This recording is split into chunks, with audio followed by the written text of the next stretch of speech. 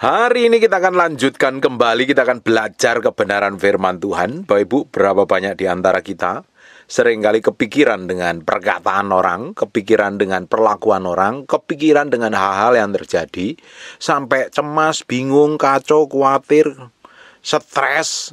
Seringkali kebanyakan dari kita ini kepikiran dengan hal-hal yang sebenarnya kita belum tahu ujungnya sampai mana.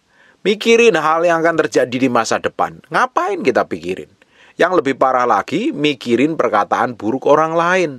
Yang sampai ke bawah mimpi, ke bawah tidur. Akhirnya badanmu sendiri yang rusak. Apalagi kalau kita ini diperhadapkan dengan masalah-masalah tertentu dan kita coba mulai bereaksi. Mikir jelek, ngomong jelek, bertindak jelek. Itu yang lebih parah. Yang rugi siapa? Diri kita sendiri. Karena apa? Karena kita tidak bisa mengendalikan diri dalam kondisi yang ruwet, yang bingung, yang kacau.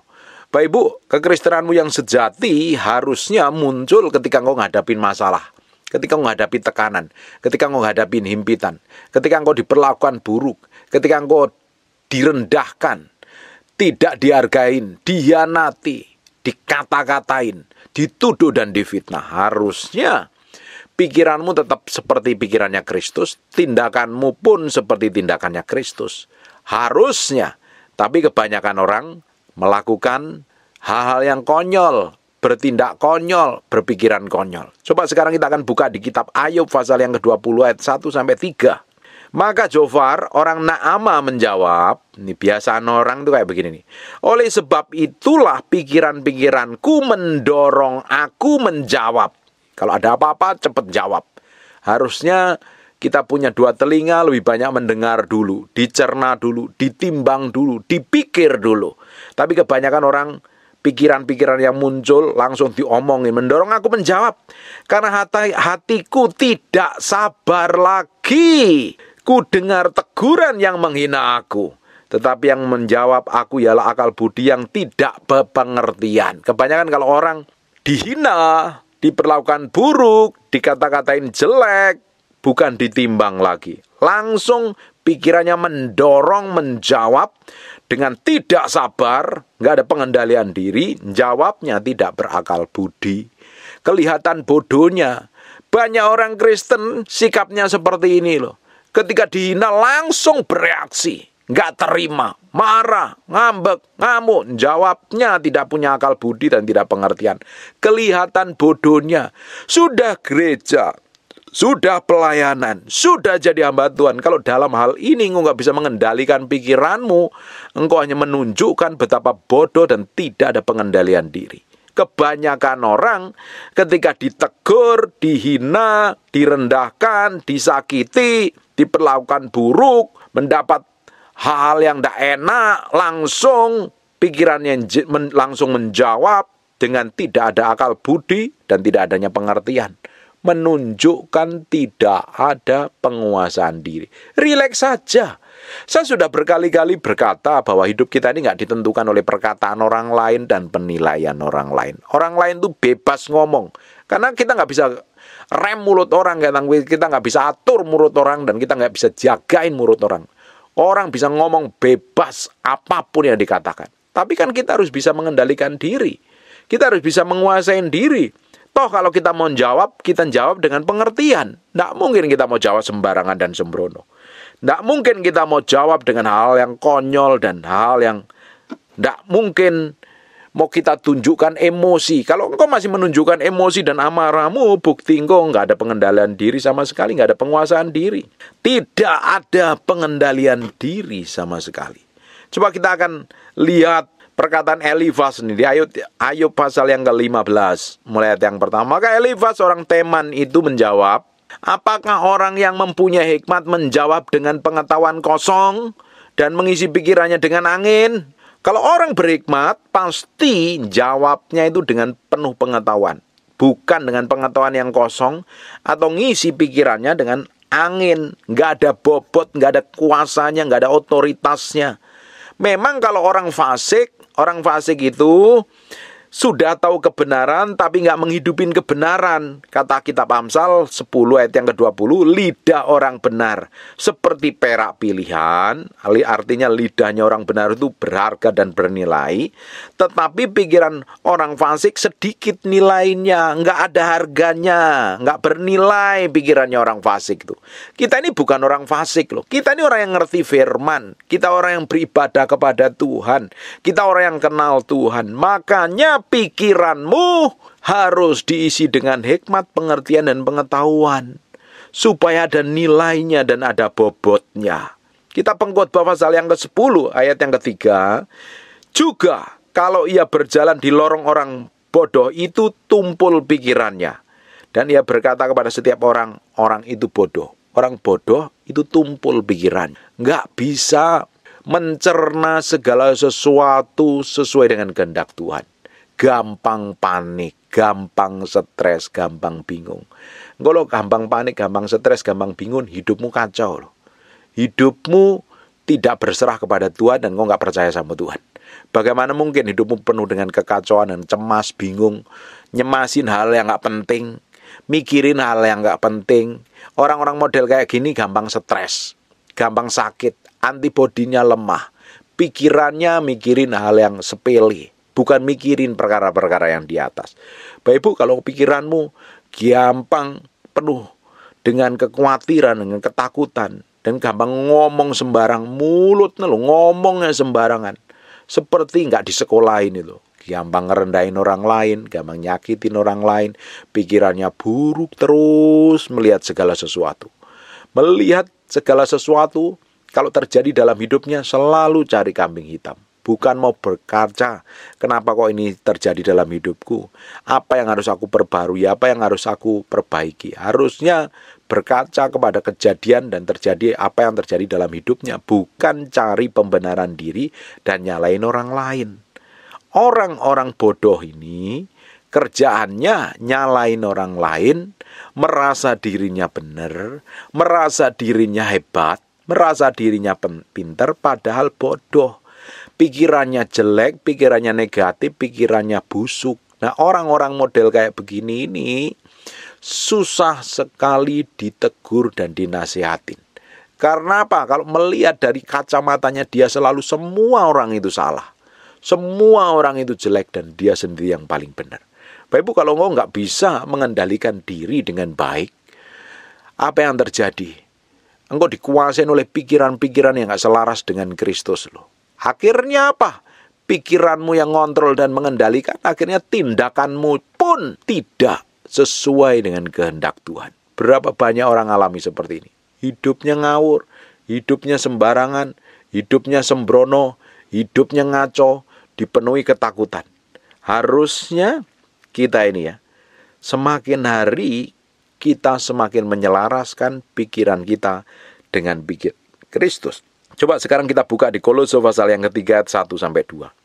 Karena itu kalau kamu dibangkitkan bersama-sama dengan Kristus, kamu orang Kristen yang sudah lahir baru, yang percaya dengan Kristus Yesus sebagai Tuhan dan Raja dalam hidupmu, mulai hari ini harusnya kamu mencari perkara yang di atas, di mana Kristus ada, duduk di sebelah kanan Allah, dan mulai hari ini pikirkanlah perkara yang di atas, bukan yang di bumi. Harusnya kita memikirkan perkara-perkara yang di atas, bukan yang di bumi.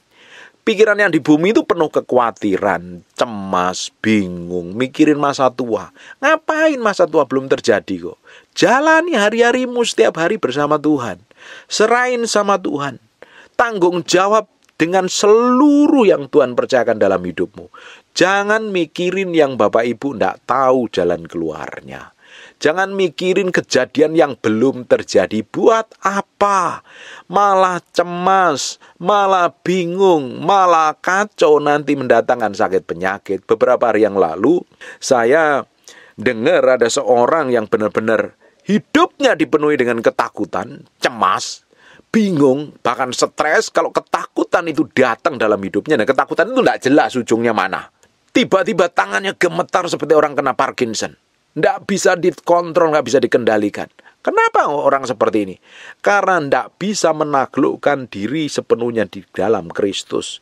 Kita ini punya Tuhan, kita ini menyembah Tuhan, kita ini memiliki kebenaran. Kita tahu kenapa kok kita harus menaruh pikiran kita ini kepada Kristus. Dan kita mencari perkara yang di atas supaya pikiran kita selaras dengan pikirannya Kristus. Bukan sembarangan, bukan sembrono, bukan semau kita sendiri. Banyak orang dunia tidak tahu bagaimana menaklukkan pikirannya sehingga pikirannya mengembara kemana-mana. Mau mati takut, kena sakit takut, masa tuanya takut, semuanya dipenuhi dengan kecemasan, takut anak-anaknya hidupnya belangsak, takut masa tuanya nggak ada yang ngurusin. Kita ini kenal Tuhan, kita punya Tuhan, Tuhan yang menjagain kita loh. Makanya mulai hari ini, apa yang kau perbuat, apa yang kau lakukan, suatu hari kau akan tuai. Mulai tabur kebaikan, tabur hidup benar, tabur hidup kudus, tabur hidup takut akan Tuhan. Masa tuamu suatu hari akan menuai dengan semua apa yang kamu perbuat dan kamu lakukan. Hari ini belajar memberi hati sepenuhnya kepada Kristus. Mulai menyelaraskan pikiran ini pada pikiran Kristus. Ada pikiran yang penuhi dengan pikiran cabul, pikiran porno, pikiran najis, pikiran kotor, pikiran busuk, pikiran jelek, pikiran negatif. Pikiran-pikiran itu hanya mendatangkan sakit, penyakit, dan penderitaan dalam hidupmu. Tidak pernah mendatangkan damai sejahtera dalam hidupmu. Dari pikiran itu kalau bisa sampai menguasai dirimu, ujungnya apa? Bukan damai sejahtera, tapi sakit, penyakit, dan penderitaan. Makanya kita harus menyelaraskan pikiran kita dengan pikirannya Kristus. Di Kolose 3 ayat 1 sampai 2. Karena itu kalau kamu dibangkitkan bersama Kristus, carilah perkara yang di atas di mana Kristus ada, duduk di sebelah kanan Allah. Pikirkanlah perkara yang di atas, bukan yang di bumi. Pikirannya seperti apa sih sebenarnya? Coba buka di Filipi pasal yang keempat, ayat yang ke-8. Jadi akhirnya, saudara-saudara, semua yang benar yang dipikirkan. Yang nggak benar nggak usah dipikirin. Perkataan orang jelek kok dipikirin. Perkataan orang yang busuk kok dipikirin. Buat apa? Perkataan yang memaki, merendahkan, menjelekkan, penuh dengan kekhawatiran, kecemasan, dibuang. Mulai hari ini mikirkan pikiran sesuai yang sejalan dengan kehendak Allah. Semua yang benar itu yang perlu dipikirin. Semua yang mulia, kalau nggak mulia nggak usah dipikirin. Semua yang adil, kalau nggak adil nggak usah dipikirin. Semua yang suci, kudus itu yang perlu dipikirin. Itu penting. Yang kotor dibuang. Semua yang manis, pikiran yang manis, yang maitin, yang jelekin, yang lukai, nyakitin, buang. Bapak Ibu, kalau pikiranmu penuh dengan kekhawatiran, kecemasan hari ini, buang. Mulai pikirkanlah semua yang benar, semua yang mulia, semua yang adil, semua yang suci, semua yang manis. Pikiran orang lain yang buruk nggak usah dipikirin, pikiran orang lain yang nyakitin nggak usah dipikirin, pikiran suamimu yang pikiran jelek merendahkan nggak usah dipikirin. Pikirkanlah yang manis saja, perkataan yang manis, perkataan yang membangkitkan, perkataan yang memuji, semua yang sedap didengar. Itu yang perlu dipikirin. Yang nggak sedap didengar nggak perlu dipikirin. Perkataan makian, cacian, itu nggak perlu didengar.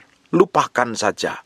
Kita mau dengar semua pikiran-pikiran, perkataan-perkataan yang sedap didengar. Dan kita pikirkan perkataan yang sedap didengar itu. Semua yang disebut kebajikan dan semua patut dipuji, pikirkanlah semuanya itu. Kalau Bapak Ibu engkau sering mendengar perkataan buruk dari suamimu, dari istrimu, dari orang lain, dari bosmu, dari siapapun lah perkataan negatif itu, dibuang. Mulai arahkan pikiranmu sesuai dengan Filipi 4 ayat 8. Mulai perkatakan janji Tuhan. Jangan diingat-ingat perkataan orang. Berapa banyak orang lebih seneng ingat-ingat perkataan buruk orang lain, bahkan sampai diingat bertahun-tahun. Dan gak ada gunanya sama sekali, membuat engkau tambah kepahitan. Orang itu kepahitan gara-gara apa sih? Seringkali dengar perkataan buruk orang lain dan disimpan di dalam hatinya. Mulai hari ini perkataan buruk itu dibuang, minta Roh Kudus buang, dan mulai lepaskan pengampunan. Dan kita pun juga harus menjaga lidah bibir kita untuk ngomong yang baik, yang manis tentang orang lain. Ini yang kemarin kita pelajarin. Kita ngomong yang sedap didengar, yang membangun, yang membangkitkan, yang membuat orang itu dipulihkan, bukan perkataan buruk. Toh kalau kita ada Dengar perkataan orang yang memperkatakan kita buruk, jelek, negatif, busuk, jahat. Nggak usah disimpan, tapi kita buang. Mulai hari ini kita pikirkan perkataan-perkataan tentang janji Tuhan.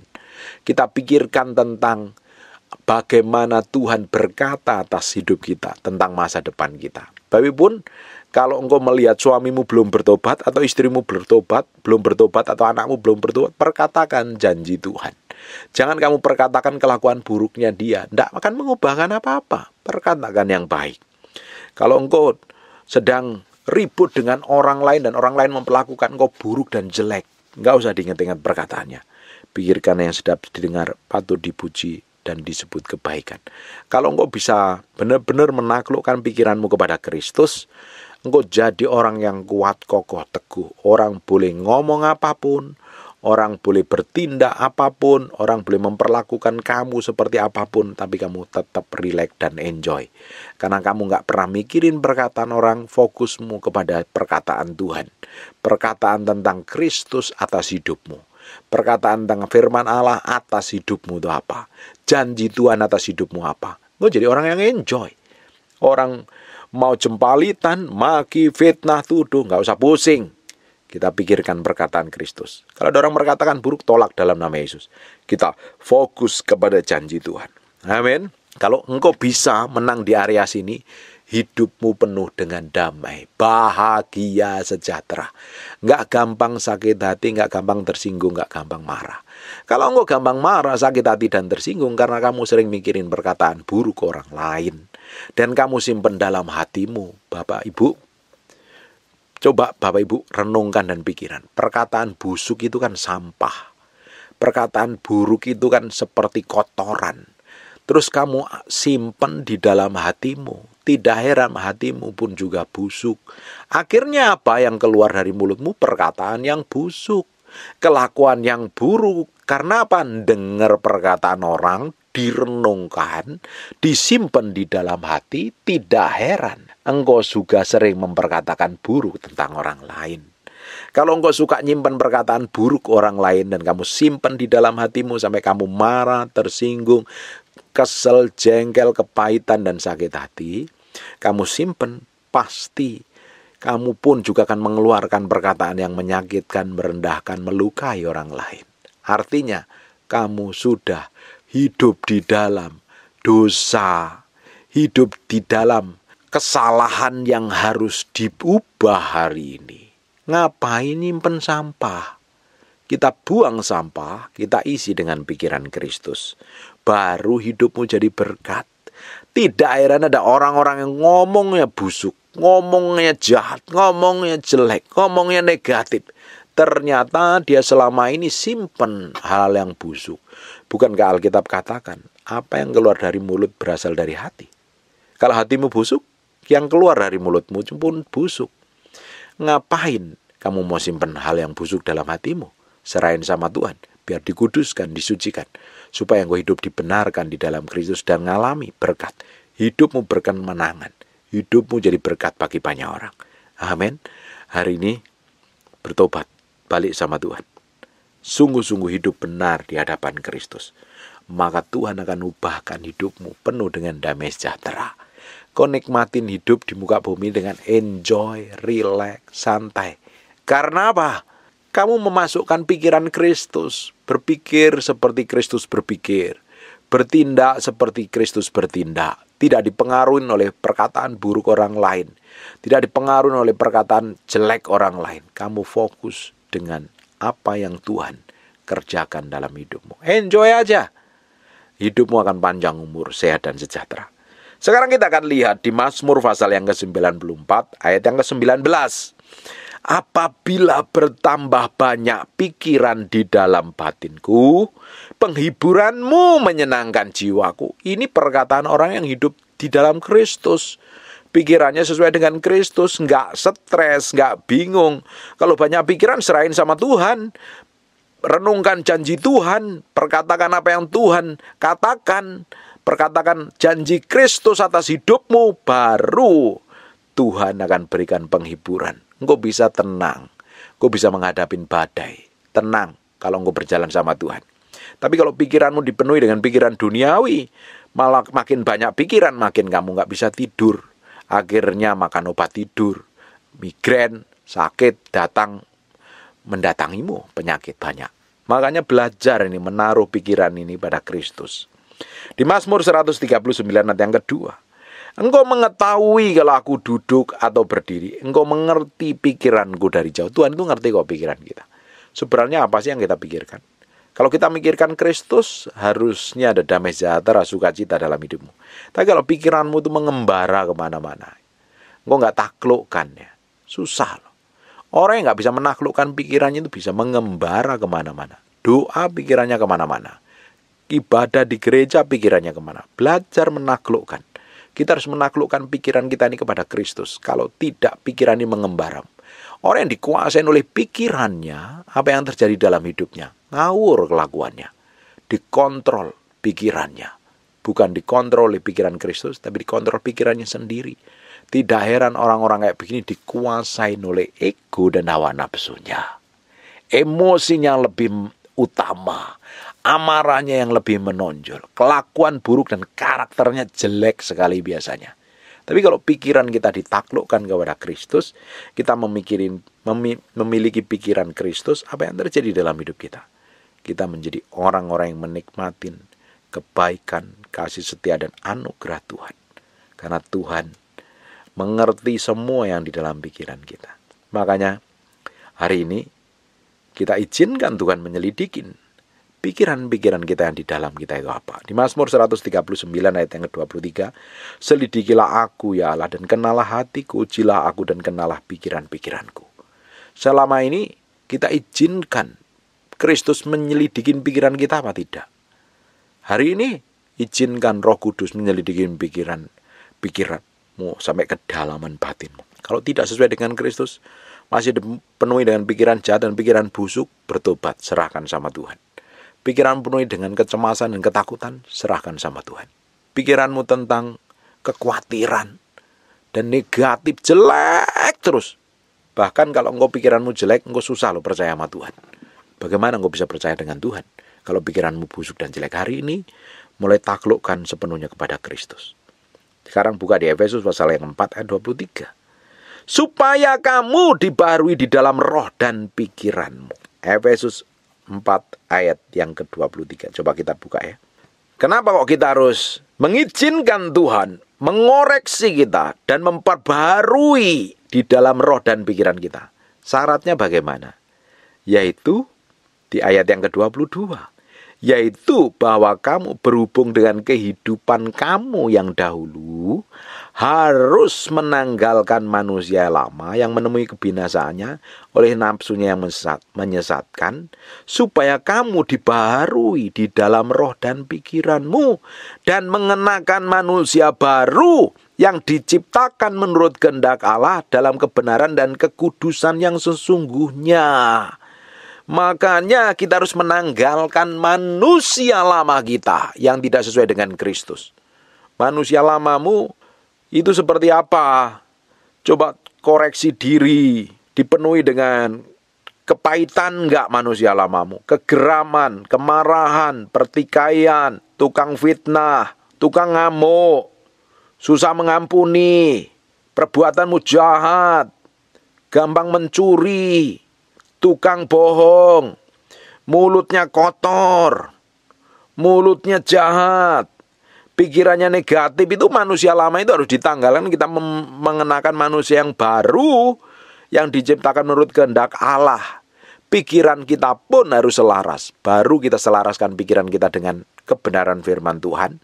Perlahan-lahan pikiran kita ini diperbaharui hari demi hari, selaras dengan Kristus. Di Filipi 2 ayat yang kelima, hendaklah kamu hidup bersama menaruh pikiran dan perasaan yang terdapat juga dalam Kristus.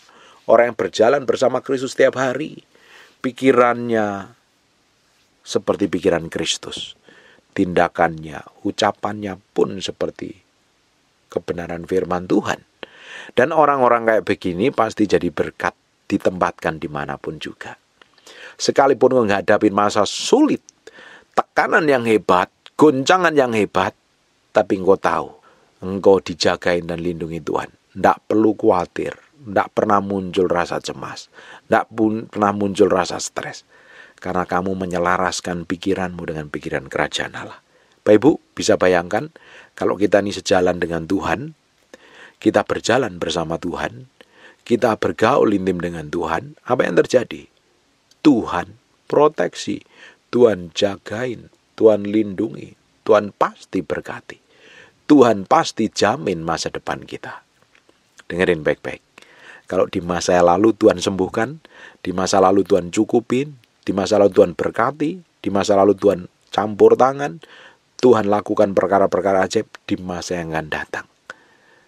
Tuhan akan lakukan lebih lagi. Karena kebaikan Tuhan di masa lalu adalah jaminan masa depan kita. Amin. Enjoy jalan sama Tuhan. Hari ini belajar ya. Lebih tenang, lebih rileks ngadepin apa-apa. Ditimbang dengan baik. Diukur dengan baik. Jangan sembarangan dan jangan sembrono. Saya berdoa, Bapak Ibu semakin tenang. Kalau engkau diperhadapkan dengan keadaan kondisi apapun, engkau tenang, rileks, enjoy. Karena engkau tahu bahwa Tuhan pengendali hidupmu. Tuhan yang kontrol, Tuhan yang menguasai, Tuhan yang melindungi, Tuhan yang bekerja, Tuhan yang berkarya atas hidupmu. Amin. Rest in the presence of the Lord. Sekarang tutup matamu, tutup Alkitabmu, kita berdoa. Bapak terima kasih buat firman-Mu, kami materikan dengan darah anak domba Allah. Firman ini nempel dalam hati kami. Berhari-hari, berminggu-minggu, berbulan-bulan firman jadi kehidupan. Berkati setiap orang yang rajin mendengar firman yang mampu sampaikan. Pekerjaan bisnis usahanya, Tuhan berkati hidupnya, Tuhan ubahkan semakin berkenan di hadapan Tuhan. Kamu berdoa untuk orang yang sakit, orang yang mengalami kelemahan tubuh, taruhkan tangan kananmu di bagian yang sakit. Kamu berdoa, orang-orang yang sedang sakit, stroke, tumor, ginjal, penyumbatan pembuluh darah, asam urat atau penyakit apapun, aku berkata oleh bilur Yesus, oleh darah Yesus, jadilah engkau tahir, jadilah engkau sembuh. Aku berdoa, urapan kesembuhan saat ini turun dari ujung rambut sampai telapak kaki, dan kuasa itu mengalir. Orang yang lumpuh, hamba-Mu berdoa, jalan dalam nama Yesus. Orang yang buta melihat, yang tuli mendengar. Hamba-Mu lepaskan pengurapan kesembuhan saat ini turun mengalir dalam nama Yesus. Terima kasih Tuhan, biar anugerah-Mu, kemurahan-Mu, kasih setia-Mu melimpahi hidup kami mulai hari ini sampai selama-lamanya. Bagi-Mu segala pujian, hormat, pengagungan buat Raja kami yang maha mulia. Dalam nama Yesus kami berdoa dan mengucap syukur. Haleluya. Amin. And God bless you.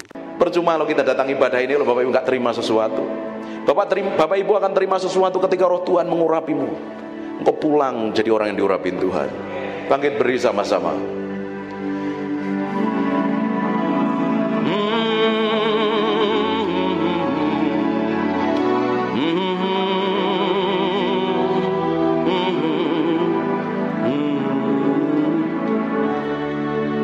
Come breathe upon me, breath of God, breathe upon me, Spirit of the Lord, as I lift my hand in surrender. Tutup matamu dan sembah. To your name, Most High.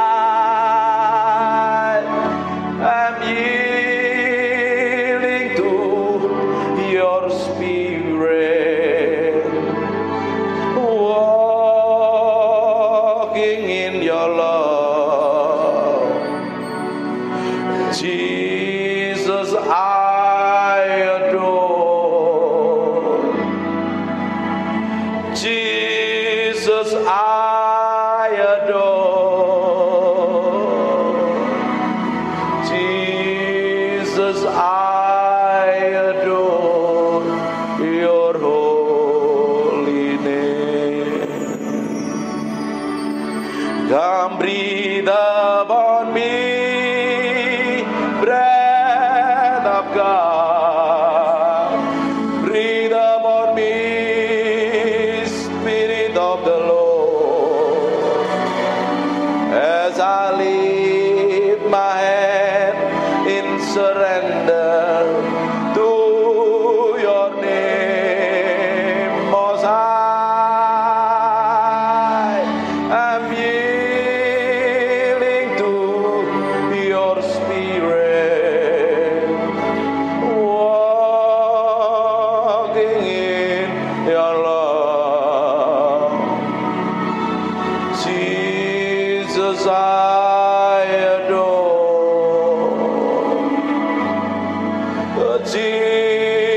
Jesus, I adore.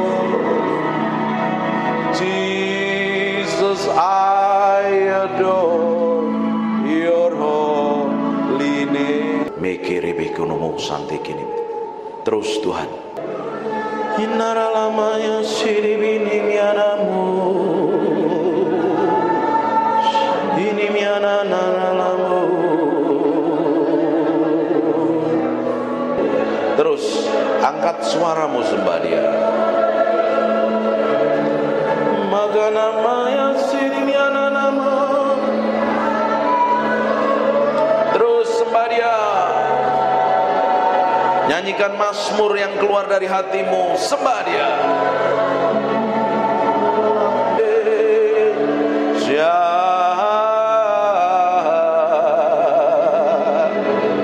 Ini mianaramu.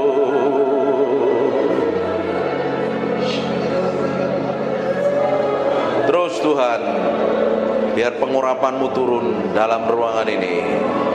Buat sesuatu yang berbeda siang hari ini. Bukan karena kami, tapi karena Engkau. Hadirat-Mu memenuhi orang yang haus dan lapar akan Engkau. Urapan-Mu sedang turun dalam ruangan ini. Terus semakin kuat. We thank you, we praise you, we adore you. We thank you, we praise you, we adore you. Terima kasih siang hari ini. Terima kasih Tuhan. Terima kasih. Terima kasih.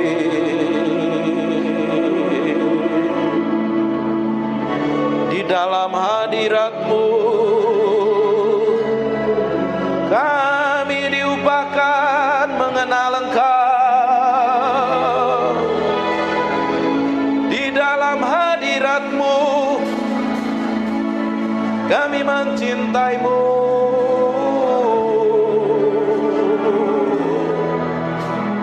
Mencintai-Mu, Roh Kudus. Roh Kudus.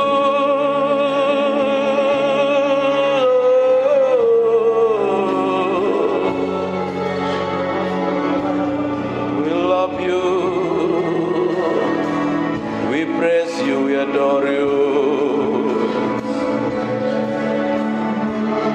Tetap tinggal di dalam hadirat-Mu, sebab kami mencintai-Mu. Oh Tuhan,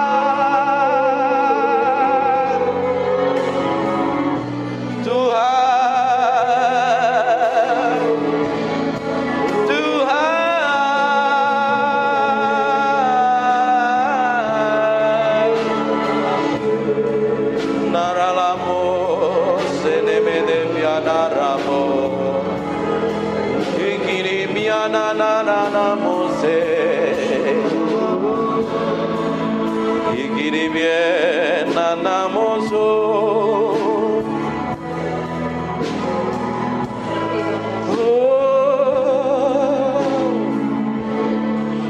We praise you, we praise you, we praise you. We praise you, we praise you.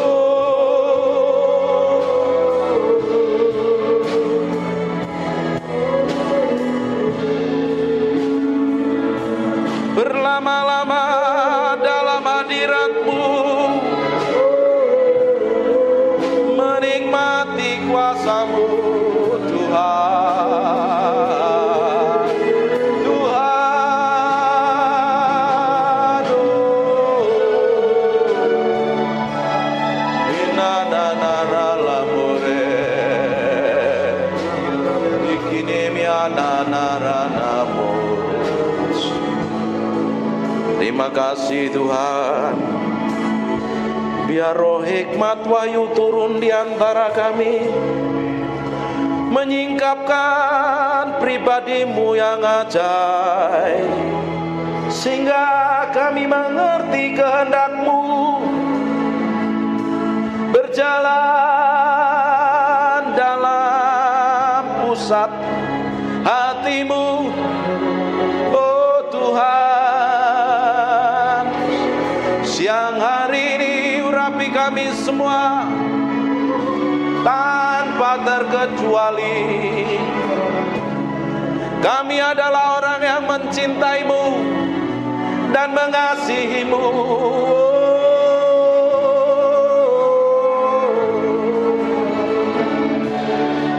Haleluya, haleluya, haleluya. Terima kasih. Yang merasakan hadirat Tuhan kasih tepuk tangan yang meriah. Hanya untuk Raja yang mulia. Haleluya.